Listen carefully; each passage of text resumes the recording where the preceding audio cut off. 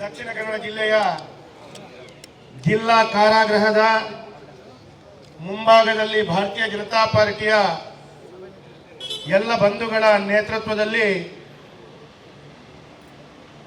ಪ್ರತಿಭಟನೆ ಮಾಡುವಂತ ಅನಿವಾರ್ಯತೆ ಬಂದಿದೆ.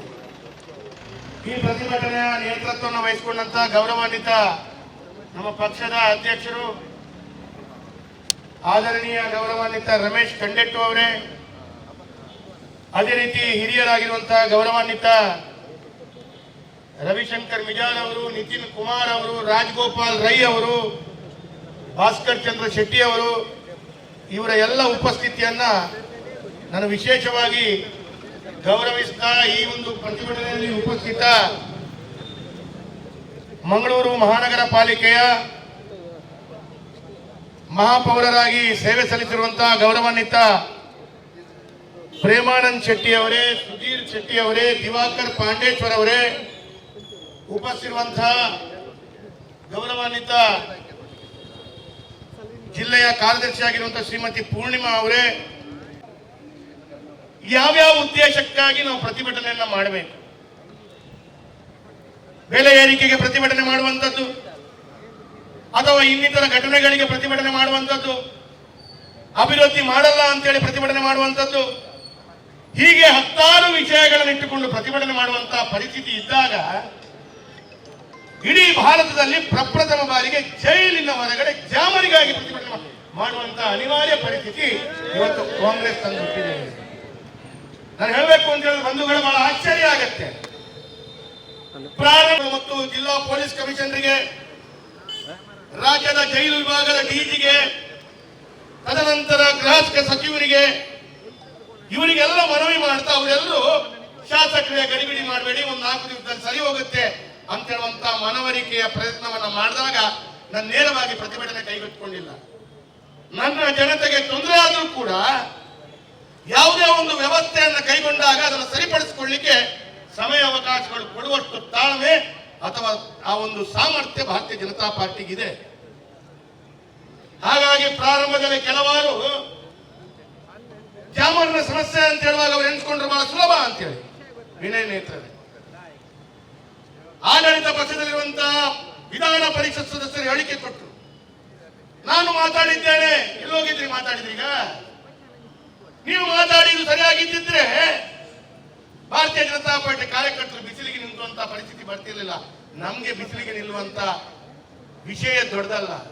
ಮಂಗಳೂರಿನ ಜನತೆಗಾಗಿ ಭಾರತೀಯ ಜನತಾ ಪಾರ್ಟಿ ನಿತ್ಯ ನಿರಂತರವಾಗಿ ಬಿಸಿಲಿಗೆ ನಿಲ್ಲುವಂತ ನಾವು ತಾಕತ್ತು ಸಾಮರ್ಥ್ಯ ಮಾತ್ರ ಇದೆ. ಇವತ್ತು ಒಂದು ಮಾತನ್ನ ಈ ಸಂದರ್ಭದಲ್ಲಿ ಹೇಳ್ತೇನೆ. ನಾನು ಎಲ್ಲರಿಗೆ ಮನವಿ ಕೊಟ್ಟ ನಂತರ ಪುನರಪಿ 2ನೇ ಬಾರಿ ಪ್ರಾರಂಭದ ದಿನಗಳಲ್ಲಿ ಮನವಿ ಕೊಟ್ಟಾಗ ಇಲ್ಲಿರುವಂತ ಸೂಪರಿಂಟೆಂಡೆಂಟ್ ಬೇರೆ, ಹಾಗಾಗಿ ಸೂಪರಿಂಟೆಂಡೆಂಟ್ ವರ್ಗಾವಣೆಗೊಂಡ್ರು, ಹೊಸ ಸೂಪರಿಂಟೆಂಡೆಂಟ್ ಬಂದ್ರು ಅಂತ ಹೇಳುವ ಕಾರಣ ನಾವೊಂದು 5-8 ಕಾರ್ಪೊರೇಟರ್ಗಳು ಈ ಭಾಗದ ಸಮಸ್ಯೆಯನ್ನು ಒಳಪಡುವಂತ ಬಂಧುಗಳು 4-5-10 ಜನ ಬಂದು ಮನವಿಯನ್ನ ಕೊಟ್ಟಿವಿ ಪುನಃ. ಯಾಕೆ ಅಂತ ಹೇಳಿದ್ರೆ ಆ ಅಧಿಕಾರಿಗಳು ಹೇಳುವ ಶಾಸಕರೇ, ನಾನು ನಿನ್ನೆ ಬಂದಿದ್ದೇನೆ, ಈ ಹಿಂದೆ ಇದ್ದವರಿಗೆ ನೀವು ಮಾತಾಡಿದ್ದು ಈ ಸಮಸ್ಯೆಗಳ ಬಗ್ಗೆ ನನಗೆ ಅರಿವಿಲ್ಲ ಅಂತ ಹೇಳುವ. ಆದ್ರೆ ಇವತ್ತು ನಾನು ಹೇಳ್ತೇನೆ ಕೇಳಿ, ಈ ಜಾಮರ್ನಿಂದ ಸಮಸ್ಯೆ ಒಳಪಟ್ಟಂತ ಒಟ್ಟು ಚಿತ್ರಣಗಳನ್ನು ತೆಗೆದ್ರೆ, ನಿನ್ನೆ ನಾನು ಜಿಲ್ಲೆಯ ನ್ಯಾಯಾಲಯಕ್ಕೆ ಹೋಗಿ ಬಂದಿದ್ದಾರೆ ಶಾಸಕರೇ, ನಮಗೆ ಆಗುವಂತ ಸಮಸ್ಯೆಗಳನ್ನು ಹೇಳಿದ್ರು. ಓ, ನ್ಯಾಯಾಲಯಕ್ಕೂ ಈ ಸಮಸ್ಯೆ ಇದೆಯಾ ಅಂತ ಕೇಳ್ಕೊಂಡ್ರು. ಹೌದು ಅಂತೇಳಿ ಒಂದು 100 ಜನರು ಪಾಪ ಅವರು ಸಮಸ್ಯೆಗಳನ್ನು ಹೇಳಿದ್ರು.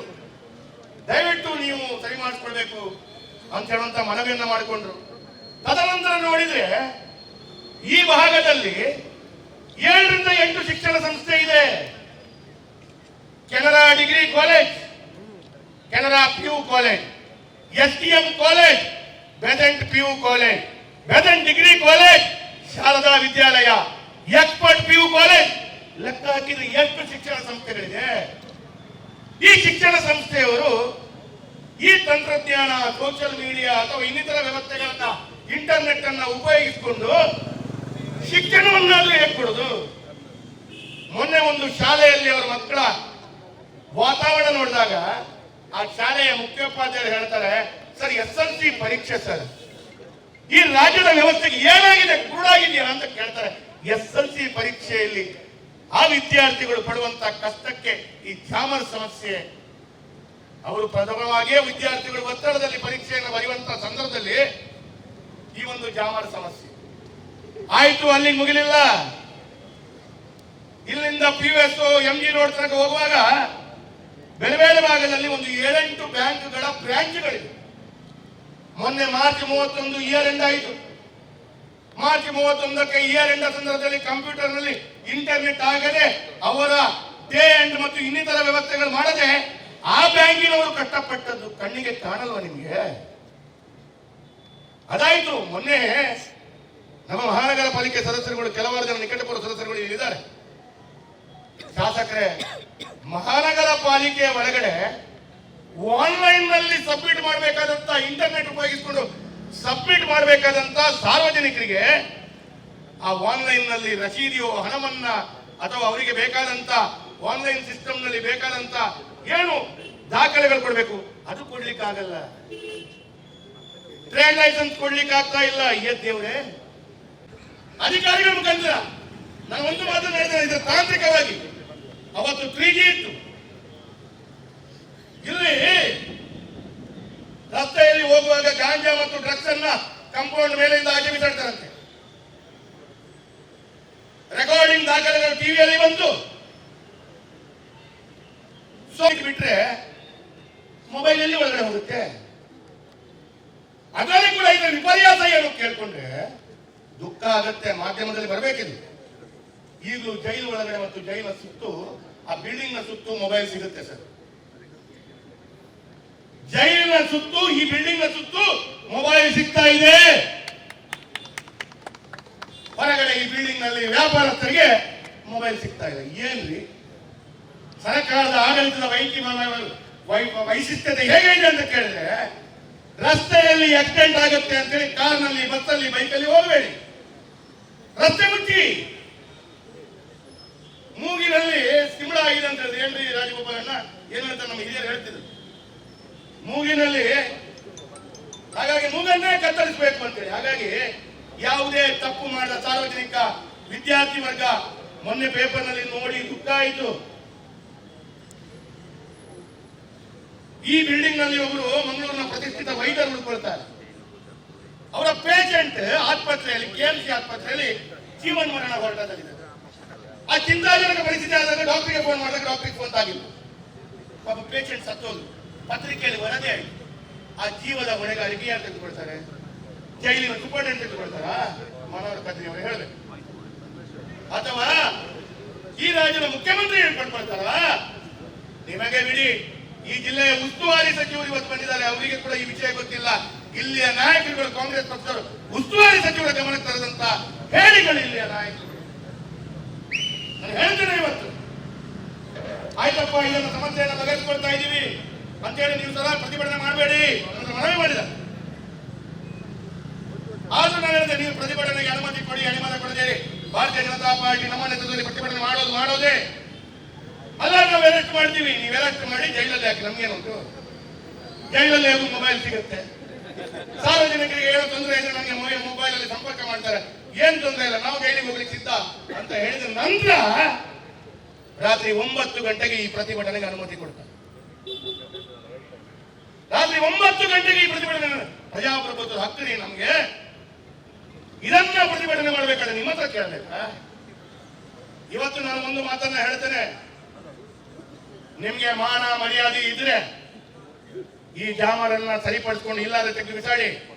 ಜೈಲಿನ ಸುತ್ತ ನಿಮ್ಮ ಕಾವಲಾಕಿ ಯಾವುದೇ ಒಂದು ವ್ಯಕ್ತಿ ಒಳಗಡೆ ಹೋಗದಾಗೆ ಹೋದ್ರು ಅವನು ಕೊಂಡೋಗುವಂತ ವಸ್ತುಗಳು ಏನು ಅಂತೇಳಿ ತಿಳ್ಕೊಳ್ಳುವಷ್ಟು ನಿಮ್ಮ ಆಡಳಿತದ ವ್ಯವಸ್ಥೆಯನ್ನ ನಡೆಸ್ಕೊಳ್ಳಿ. ಇವತ್ತು ರಾಜಗೋಪಾಲಣ್ಣ ಬಹಳ ದುಃಖ ಆಗತ್ತೆ. ಬಹಳ ದುಃಖ ಏನು ಅಂತ ಕೇಳಿದ್ರೆ, ಮುಲ್ಸುಡ್ದು ಕೋಣಾಗ ಅವರಿಗೆ ಗ್ಯಾಸ್ ತುಂಬು ಅದು ದೂರಿ ಬಂದ್ಮೇಲೆ ಅಲ್ಪ ಗ್ಯಾಸ್ ಆಗ್ತಾರೆ ಉಂಟು. ಹಾಗಾಗಿ ಈ ರೀತಿಯ ವಾತಾವರಣಗಳು ಇವತ್ತು ನಮ್ಮ ರಾಜ್ಯದಲ್ಲಿ ಆಡಳಿತ ಮಾಡುವಂತ, ನಾನು ಹೇಳ್ತೇನೆ ಇವತ್ತು 15-20 ದಿವಸ ಆಯ್ತು. ಇನ್ನೆಷ್ಟು ದಿವಸ ಕಾಯ್ಬೇಕು ಸ್ವಾಮಿ? ನಾವು ಇದ್ದಾರೆ, ಉತ್ತರ ಕೊಡ್ಬೇಕು. ಅವರು ರಾಜೀನಾಮೆ ಕೊಟ್ಟು ನೀವು ಹೋಗಿ. ಹಾಗಲ್ಲ ಹೇಳಿ, ಜೈಲಿನ ಎಲ್ಲಿ ಜಾಮರಿದಲ್ಲಿ ನುಗ್ಗಿ ನಾವು ತೆಗೆದುವ ಸಾಮರ್ಥ್ಯ ನಮಗಿದೆ. ಇದೇ ನಮ್ಮ ಹತ್ರ ಸಾಮರ್ಥ್ಯ. ಹಾಗಾದ್ರೆ ನಮ್ಮ ಸಾಧನೆಗಳನ್ನ ಪರೀಕ್ಷೆ ಮಾಡಲಿಕ್ಕೆ ಹೋಗಬೇಡಿ. ನಾವು ಈ ಪ್ರತಿಭಟನೆ ಮಾಡುವಂತದ್ದು ಸಾರ್ವಜನಿಕರಿಗಾಗಿ, ಜನರಿಗಾಗಿ. ಹಾಗಾಗಿ ಭಾರತೀಯ ಜನತಾ ಪಾರ್ಟಿ, ನಮ್ಮ ಕಾರ್ಯಕರ್ತರು ಜನರಿಗಾಗಿ ನಿರಂತರವಾಗಿ ಇದ್ದೇವೆ ಅಂತ ಹೇಳುವಂಥದ್ದು ಈ ಸಂದರ್ಭದಲ್ಲಿ ಹೇಳಿಕ್ಕೆ ಬಯಸ್ತಾ ಇದ್ದೇನೆ. ಹಾಗಾಗಿ ಇವತ್ತು ಪ್ರಾರಂಭದ ಸಂದರ್ಭದಲ್ಲಿ ಈ ಪ್ರತಿಭಟನೆಯನ್ನ ಇಲ್ಲಿ ಮಾಡ್ತಾ ರಾಸ್ತಾರೋಕ ಮಾಡಿದ ನಂತರ ಪೊಲೀಸರ ಎಚ್ಚರಿಕೆಯಿಂದ ಇರಿ. ಪೊಲೀಸರು ನೀವು ಬಹಳ ದೊಡ್ಡ ರೀತಿಯಲ್ಲಿ ಏನೇನೋ ಮಾಡ್ಲಿಕ್ಕೆ ಹೋಗಬೇಡಿ. ಸರ್ಕಾರ ಲೈಫ್ ಲಾಂಗ್ ಕಾಂಗ್ರೆಸ್ ಇರಲ್ಲ. ಕಾಲಚಕ್ರ ಉರುಳ್ತಾ ಇರ್ತದೆ, ತಿರುಗಿಡ್ತಾ ಇರ್ತದೆ. ನಾವು ಬರ್ತೀವಿ, ನಾವು ಆಡಳಿತವನ್ನು ಮಾಡಿದ್ದೀವಿ. ಇವತ್ತು ಮಾನಸಿಕತೆ ಕಾಂಗ್ರೆಸ್ ಬಂದಿದೆ ಅಂತೇಳಿ ಕಾಂಗ್ರೆಸ್ನವರು ಹೇಳಿದಂತ ಎಲ್ಲ ತಪ್ಪನ್ನ ಒಪ್ಪಿಕೊಳ್ಳುವಂತ ರೀತಿಯ ವಾತಾವರಣ ಮಾಡಬೇಡಿ. ಯಾವುದು ಸತ್ಯ, ಯಾವುದು ನ್ಯಾಯ ತಿಳ್ಕೊಳ್ಳುವಷ್ಟು ಸಾಮರ್ಥ್ಯ ಪೊಲೀಸಿಗಿರ್ಬೇಕು. ನಿಮ್ಮ ಸರ್ಕಾರ ಇದೆ ಅಂತ ಹೇಳುವಂತ ದೃಷ್ಟಿಯಲ್ಲಿ ಅವರು ಹೇಳಿದಂಥದ್ದನ್ನು ಎಲ್ಲವೂ ಕೇಳ್ತೀರಿ ಅಂತ ಹೇಳಿದ್ರೆ ನಾವು ಕೂಡ ಆಲೋಚನೆ ಮಾಡಬೇಕಾದಂತ ಪರಿಸ್ಥಿತಿ ಇದೆ. ಅದಕ್ಕಾಗಿ ನೀವು ಇದನ್ನ ಏನು ತಿಳ್ಕೊಳ್ತೀರ ಗೊತ್ತಿಲ್ಲ. ಹಾಗಂತ ಬಹಳ ದೊಡ್ಡ ರೀತಿಯಲ್ಲಿ ಮಂಗಳೂರಿನಲ್ಲಿ, ಇಡೀ ಭಾರತದಲ್ಲಿ ದೊಡ್ಡ ರೀತಿಯ ಡ್ರಗ್ಸ್ ಅನ್ನು ಹಿಡಿದಾಗ ನನಗೆ ವಿಧಾನಸೌಧದಲ್ಲಿ ಅಭಿನಂದನೆ ಕೊಟ್ಟಿದ್ದೀನಿ ನಾನು.